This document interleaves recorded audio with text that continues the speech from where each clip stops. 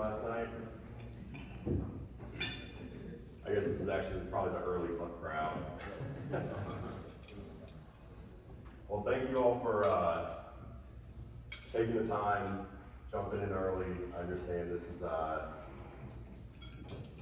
not easy to do when there are parties going on, sometimes throughout midnight, the night before with free alcohol and tons of networking. So I will try my best to make this kind of exciting. I understand we're talking about some jargon, sometimes some big words, some acronyms. I'll try to make it exciting, no promises. If I do hear someone snoring, I will not hold it against you. But today we're going to go over mergers and acquisitions. What is that? How do we break that down into something that is understandable and not these high-level words that suits like to use, as I'm wearing one. We're going to talk through multiples of what buyers are paying today and what sellers can get. We'll talk through what some of the terms might look like of a deal. And then we'll talk through like what is the face of these groups that may be coming to buy your company, or if you're a buyer, what face do you want to maybe put on and use as your kind of your competitive advantage for some of your other kind of peers. So a little bit about us. This is our fluff slide. We've had the pleasure of being pretty active in the industry over the last couple of years. We mostly represent sellers that are looking at exiting the industry. We'll do traditional consulting where we'll help them get their books ready, look at their benchmarks versus their peers, measure their KPIs and metrics on a 3, 5, 7 year base out. If they're looking at selling, we'll come in and help them get their company ready to sell, and then we'll run a traditional process and help them find the best partner for the best price for their staff and for their homeowners. So what are we doing here? Why are we here? Yes, the M&A acquisition environment today has slowed compared to what it was in 22 and 21, the gangbuster years of just the craziness happening in the environment, but it is still a very healthy environment here in our industry. And I'm sure many of you probably recognize some of these names up here. They have probably emailed you, cold called you, you might have even knocked on your door and had their conversations. They've given you their USPs and their competitive advantages. So I'm just here to kind of walk through what it looks like so you can kind of be armed and just understand, ask the right questions, and get your company in order prior to a potential transaction happening. Once again, we'll be discussing what are some multiples that are common in this industry, how can you potentially increase them, or how are they potentially decreased? What do structures look like? There's the old adage, you name the price, we'll name the terms. For whatever reason, us as humans and as sellers, like when you want to sell a company, a lot of times, or when you want to sell anything really, a lot of times you might think of just an arbitrary number in your head. Be like, I want $4 million. But a buyer is going to want to understand, how do we get to that number? Show me. So the goal is to actually show them how to get to that number. Otherwise, unfortunately, buyers are not charities. They will not just pay you a number that you want. So it would be pretty nice if that were the case. And lastly, we'll talk through, once again, the face of these buyers. Who are they? What is important to them? What are some of the general components of them? Lastly, we'll also jump in quickly over some industry metrics and margins, so you can kind of take a look and start benchmarking yourself as you continue to grow. Let's start out with multiples. The methodology, the actual way that a company is valued, it is a multiple of their last 12 months adjusted EBITDA. That's the first massive jargon So to get your EBITDA, you'll find your net income at the bottom of your P&L, which is your earnings, and then you'll adjust out if you have interest expenses or revenue, taxes, depreciation, and amortization. Typically, for companies under $1 million of last 12 months adjusted EBITDA, your multiple is going to fall in that 3 to 5 range. What that means is if your last 12 months, let's say it would be, we're in October right now, let's say it would be October of 2022 through September of 2023, your adjusted EBITDA is $500,000. It's awesome. You've done great. You're making $500,000 profit here. You would likely sell for a 4 multiple, so for about $2 million would be the price of your company. For companies that are larger, that make over $1 million of last 12 months adjusted EBITDA, bravo, you are above the majority of your peers in this industry. You're gonna kind of have a floor of a 4 multiple there, and it can go up from there, depending on a lot of intangibles and some chips that you can put in your corner that we'll discuss here shortly. Another way that companies are valued, and this is more about price per contracts and less on an actual company. This is if you're an owner, you might be wearing all the hats, you might not have any employees, you might have a couple of software implementations or vendors that you're using, and yet you're under 50 units or you're under 25 units. Typically, you would sell for a price per unit here. You may not have an actual adjusted EBITDA. So a price per unit would be the way that would happen. And the way that looks somewhere in between a 1x or a 2x of your annualized commissions per property.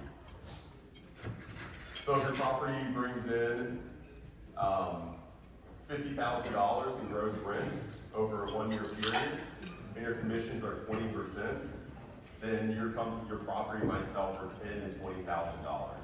Okay. Now, once again, we're going to get into structures because that $10,000 to $20,000, unfortunately, is not all cash at closing.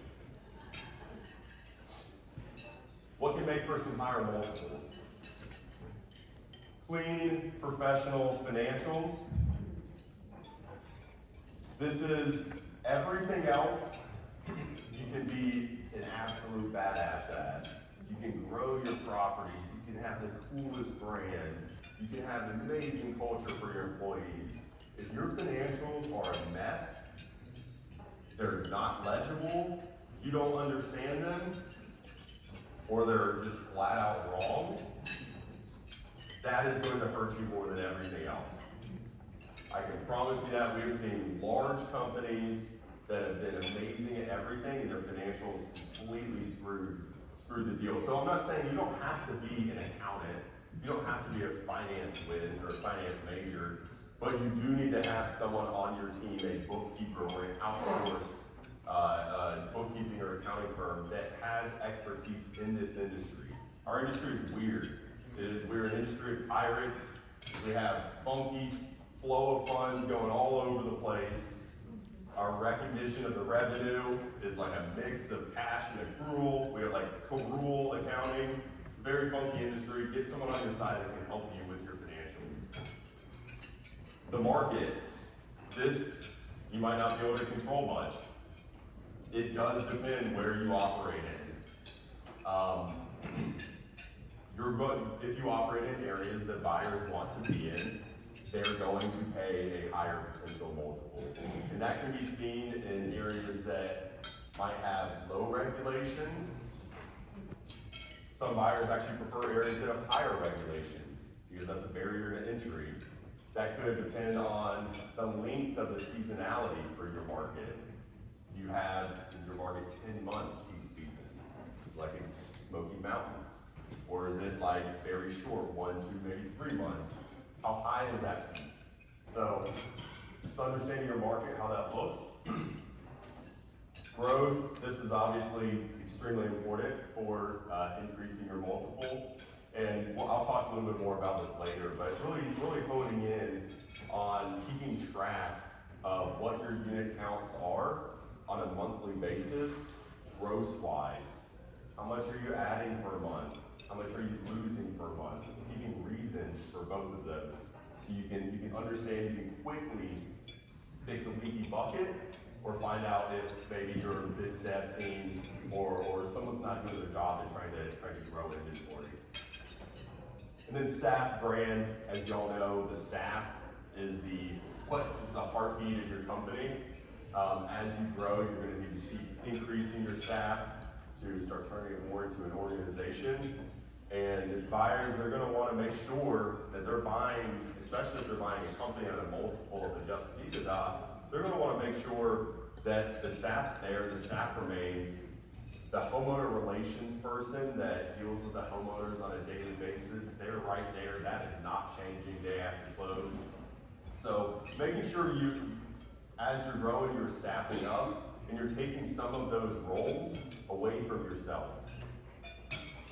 And lastly, homeowner contracts. This kind of goes back to the financials component. No one likes a lawyer until you actually have to use one. So making sure that your homeowner contracts are assignable and that the renewal, the termination, the indemnifications, the verbiage in the contracts are similar to your peers within the market. If you do that on the front end, then you won't have to worry about potential red flags in the back end. So with stuff like that, you can either talk to a local attorney in your market or talk to peers for how they may have gotten some help with their homeowner contract. Okay, this is just a very high level P&L just to take a look at how getting to your adjusted EBITDA, you start at your net income. You might have spent a one-time legal expense on something that may have happened in your prior 12 months, out of pocket 50 grand. Now a buyer, they're taking over day one after close, so they're not going to actually incur that expense. You may have, this particular company actually has their taxes on their P&Ls, so we removed those expense and revenue-wise, and then they actually did not have, the owner of this company was the general manager, but did not pay themselves a salary, so we had to burden in a market rate salary of about 90 grand there. And we got to an adjusted EBITDA of about 460,000. That would be equivalent to probably around a 3.5 to 4 multiple, and that's kind of how that looks purchase price wise. Take a closer look at price per unit. They run in extremes, as y'all know. I mentioned it does run in that like 1 to 2x in commissions. We've seen deals as low as 5 grand a unit, as low as 2 grand a unit. We've seen deals up to 60,000 per unit. Once again, it's very similar to what we were talking about earlier, where this comes into, this is important more on the gross rents and the quality of the units, because you're actually paying a price per unit. So a buyer is going to want to see your inventory separated by unit and how much gross rents each unit brings in per year. As y'all know, they're not going to say, hey, we'll pay $10,000 average for every property, or $10,000 for every property. Your 5-bedroom house is going to be valued higher than a 1-bedroom studio. All right, let's go to the structures. Seller notes, contingencies, and rollovers, all the fun words that buyers say that you're like, whoa, what are we talking about here? All right, terms. Unfortunately, they're not going to give you $5 million cash. You're going to turn around day after close and head to Jamaica and sip on Mai Tais for the rest of your life. That would be great. It's not the case, unfortunately. The assets of these companies are the legal assets of these companies are these homeowner contracts. And as you all know, homeowners can be fickle and not loyal. So there has to be some form of some trust and some faith in these deals. So a buyer is going to want a seller to have some type of skin in the game, or to de-risk themselves a little bit over this transition period. Typically we see around 1 year. It can go up from there depending on price, depending on the company, depending on what's important to the seller or to the buyer. But we see around 50 to 75% cash at closing, with the remaining 25 to 50% paid out over a little bit of time. And a lot of time the seller's role post-close will also be tied to that contingency period. So if you think about it like that, I always get the question like, wait, I'm handing the company to another buyer, what if they screw it all up? Like, what is this? So there are ways to negotiate about putting, because they're going to put some handcuffs on you, non-competes and stuff of that nature. There are handcuffs you can put on a buyer as well, where you can say they can't materially change the terms of the contracts during your payout period. They can't fire XYZ key employee without cause, and stuff of that nature. They can't change the brand until they're paying out your contingency. There's give and takes with this. This contingency payment, it is typically based on company performance post-close. And a way to think about it is the buyer's they're going to want the 12 months post-close to operate at least as good as the 12 months pre-close. So if the metric is revenue, they're going to say, hey, this additional $1 million, we need your revenue 12 months post-close to be the same as 12 months pre-close. If it's down 10%, then we're going to reduce that $1 million by 10%. That's just very high level of how that might look. You can also negotiate back and say, well, what if you do 10% better 12 months post-close? Maybe you can get some golden handcuffs, and maybe you can actually up the price some. What are some rollover opportunities? This is being talked about quite a bit in the last, call it 12 to 18 months. These are there's some private equity groups in the industry. There are some strategic, some just larger groups that are growing, and they're trying to think of more creative scenarios to show their unique selling proposition, and they're offering rollovers. So essentially they're saying, hey, we'll pay you 50 to 75% cash at closing. The additional 25%, you'll actually get equity in our company. And so this way, sometimes that's instead of the contingency, or it's with the contingency, but in that way, you're taking chips off the table, but then you're actually also investing in a potentially larger piece of the pie, or they call it like a second bite at the apple. So that's being done right now. It's super interesting. Well, it remains to be seen how well it does, but it is cool to see. How do I get the best terms? Very similar to what we were talking about earlier, but a big part of the terms is based on how the company's currently operating and what is the role of the seller today. If you are relatively passive, I know that's almost impossible to be passive as an actual owner of a company, but if you're relatively passive and you're building a good leadership team or a great GM, and your company's going up and to the right, then a buyer is not going to require you to stay on as long, or you can negotiate and get much more cash at closing, or cash at closing is not important to you. You can get mailbox money with no contingencies. It's just a note with a good interest rate, and you can look at it as an investment. Now let's hop into the buyer demographics. We have some venture capital backed buyers, we have private equity backed buyers, and you're just larger strategics. These are just groups that have grown, they might be self-funded, and they're a big size, and they acquire some companies as well. With the companies that are venture backed, they have their metrics that are important to them and their investment committee. And typically it's a top line. They're going to want to look at your revenue, how that's looking. They will want to look at price per contract, and then also EBITDA is important to them as well. Typically you'll see they have brand uniformity across the country or in various states. So they're trying to create a standardized brand across our country, or maybe even across a region. for some guest facing and for some homeowner. And a lot of times the way that they operate is they work on converting the contract post-close to the actual company. Then you have private equity backed. These ones typically are focused on $1 million and larger in last 12 months adjusted EBITDA. They look for these things called platform acquisitions in new markets, where they just want to buy a strong operating company and not mess with it very much. And their play is a house of brands. So they might own 5, 10, 15 different companies, and it's 5, 10, or 15 different brands. There's even some private equity groups that own multiple brands in one market across the United States, which is kind of wild to think about. Typically they're quiet about some of their acquisitions. And then you have some of the strategic operators. These are groups that may or may not have raised some money. They're growing.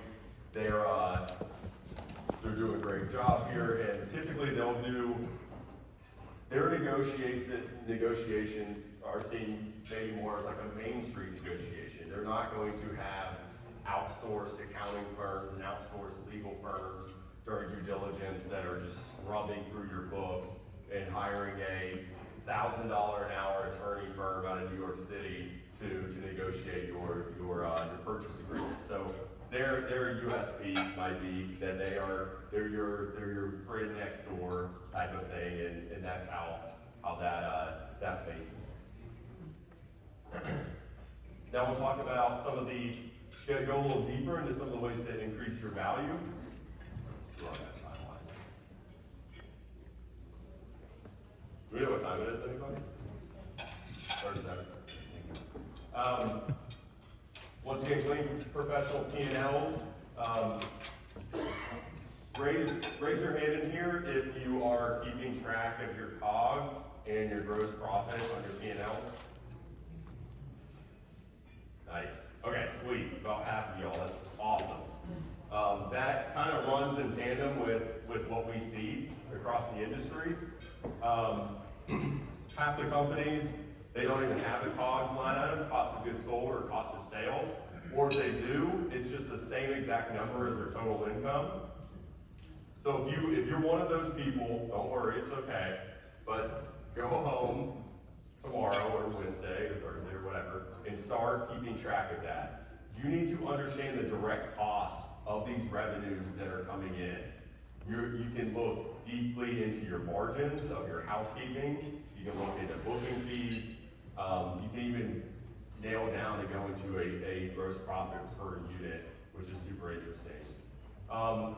Understanding your take rate and your margins versus local and national peers, which I'll dig into that here in a second. Owner contracts, we talked about that, the importance of having your legal in order. Staff and brand, as you're going to want to start building out a team around you. And on the next slide, I'll have kind of what some of these metrics look like. Growth, units gained, units lost report. If you're not keeping track of that, please start doing that. Unfortunately, the PMSs don't have good reports on this. You will need to keep track internally. We do have spreadsheets that we'd be happy to share if need be. And then your technology stack is really important. It's not about you have to use X software, but your softwares do need to be modernized, and your PMS needs to have the ability for integrations from the various other softwares across the industry. All right, let's hop into some metrics and margins. This is the unit count one. The average churn rate across the industry is around 8 to 10%. That is starting out in January. If you're at 100 units, typically by the end of the year, the company will lose 8 to 10 properties. So it's just gross. So you have to, every year, bring in 8 to 10% new properties just to be net even. So you're going to want to dig in and keep track of the reason companies are leaving, or homeowners are leaving, as well as adding homeowners. Take rate, this is what I mentioned earlier. Take rate is a very important metric as well to measure and follow, and this isn't something you need to do if you're looking at selling, but if you're looking at continuing to grow for the next 3, 5, 7, 10 years. The average take rate is around 35 to 45%, or slightly less than 2 times your commissions. And what you'll do is you'll nail down a guest booking, and that is the total amount that a guest pays at booking, excluding taxes. What are you bringing to your P&L from that? Okay? So, and that number will change as well based on the length of the booking. 3, 5, 7 night stay. It also will likely change based on the size of the home that you're booking. So you can actually do a spreadsheet, spend a couple hours, hire an analyst, spend a couple hours to do a spreadsheet on how you are, and then you can do your 3, 5, 7 local peers and understand where they stand in the market. Go on their website, do some bookings there, you can find that out. Here's some staff metrics. As you're continuing to grow and you're wondering, oh, should we hire this property manager? When is the time to hire this person? This is pretty straightforward across hundreds of companies that we've looked at over the years. We typically see, and revenue is the revenue to your company. So that is going to be your commissions plus your ancillary fees. So we typically see every $250,000, there's a full-time employee. So if your company's bringing in $1 million, you might have 4 full-time employees working at the company. Now, this is assuming that housekeeping is 1099s and not full-time employees, not W-2s with your company. EBITDA per full-time employee, units per full-time employee, and as y'all know, not all units are created equal. So the bedrooms per full-time employee is something I would track and measure, as that's a little bit more important than properties. And then lastly, here's some profit margins everyone likes to understand. What's my profit margin? How do I stack up versus my peers? We see around 20 to 25% profit margins. And what that's going to be is that's going to be your EBITDA divided by your revenue. So on this P&L, this company brought in about $5 million of revenue, and that was split between 50% of commissions and 50% of ancillary fees. You have their cost of goods sold of $2 million and then a gross profit of $3 million, with their gross profit margin sitting around 60%. We typically see around 50 to 60% of your gross profit margin, so you can keep track of that as well.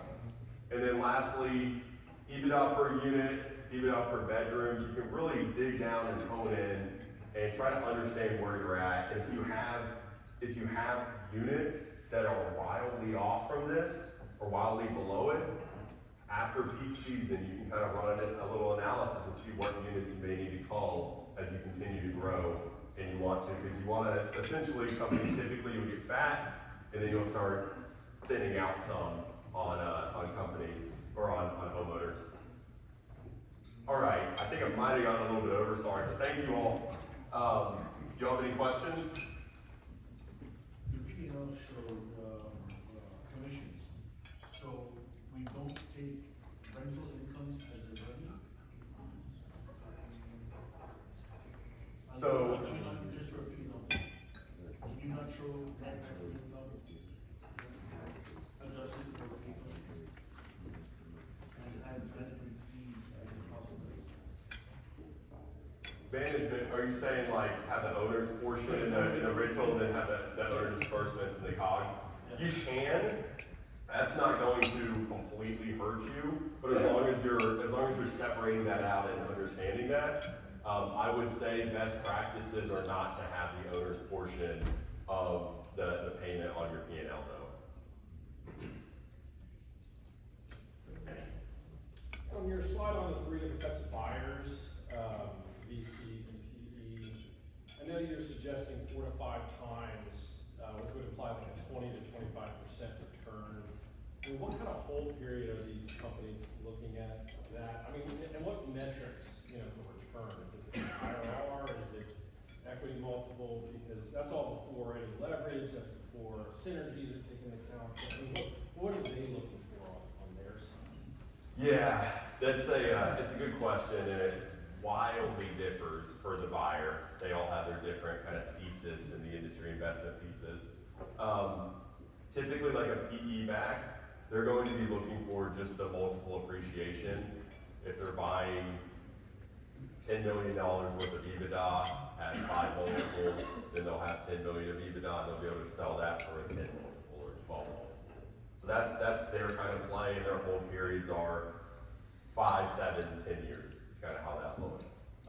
The VC players, their goal typically, and we're still very early on in all of this, so like, take this with a grain of salt. But the VC groups, they're heading towards the public markets, so they might be looking at a revenue appreciation where they were valued based on a revenue metric, so if they can buy at X multiple of revenue, then immediately they're getting an appreciation of 2 or 3 times that multiple of revenue. In terms of their like IRR or return on invested capital, whatever that is, I think that's different for the different buyer and how that looks, and we're still at the precipice of what this will look like in 3 to 5 years when a couple of these groups have rolled up different companies across the industry. I think we'll have more kind of public comps on how that might look in the future. So if you're a company that has a history of strong EBITDA growth, low churn, high inventory growth, presumably they would pay a higher multiple for that? Yeah. Yep. Yeah, so it, once again, it depends per market. You do need to be north of $1 million of EBITDA to start potentially seeing some of these inflated multiples, unless you have some just insane competitive advantage that nobody in your market has. Like you're growing at 100% year over year or something interesting like that. But yeah, we've there's been companies that have been sold for well north of 5 multiples across the industry, double digits, and so it really depends on a bunch of factors. But the more professional the company is, growing, strong leadership team, yeah, those are all chips to put in your corner. I thought it was interesting that you haven't really spoken about the quality of maybe your direct booking site, the loyalty of the customers, being intangible factors that might be considered within the purchase price or the value of the business. How often do you see that play a factor? Yeah. So I was running through this. The staff brand, like the very bottom of that is direct bookings, reviews, quality of inventory. So I was trying to run through at the end, but yes, that is one of the intangibles that is important. Buyers are going to want to understand how your direct booking percentage looks, how that's looked over the years, what OTAs you're using, what is this repeat business, how does all of that look? Those are important factors, but it is not the top 5 important factors that buyers are looking for. They want to make sure that you are doing a diversified distribution to get these guests, that you're not overly reliant on one channel. That includes your own channel. So if you are sitting at 85+% direct booking, you're probably leaving money on the table. You also don't want to be at 20% or less direct booking. So finding a diversified distribution stream, and then yes, the guest distribution list, NPS scores of homeowners, guest reviews, all of those are great factors to push your brand.